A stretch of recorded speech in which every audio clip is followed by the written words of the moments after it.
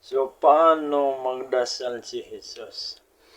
Si Jesus, kung magdasal siya ay katulad ng pagdarasal ng mga Muslim.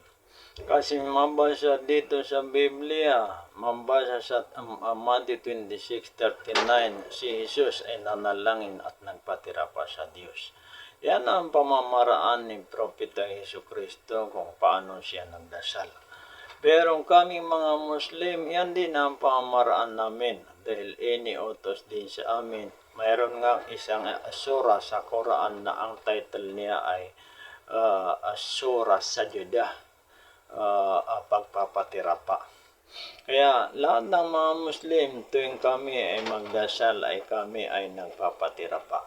So yan din ang pamamaraan ng lahat ng mga propeta. Mabasa sila sa Quran na sila ay nagpatira pa sa Diyos. Kahit dito sa Biblia ay mabasa rin dito sa Biblia na sila ay nagpatira pa sa Diyos. Sa Genesis 17:3, si Abraham ay nagpatira pa sa Diyos. Sa Deuteronomy 9:18, si Moses ay nagpatira pa sa Diyos. Kaya si Jesucristo ay mabasa din sa Biblia, siya ay nagpatira pa sa Diyos. So yan ang pamamaraan nila. At yung pamamaraan din ng mga propeta ay makikita din sa mga Muslim.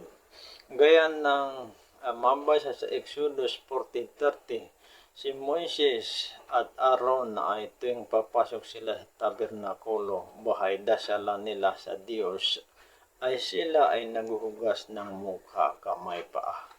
So kami din mga Muslim, pag kami ay magdadasal ay kami ay naghuhugas kami ng mukha, kamay, paa. So yan ang pamamaraan namin.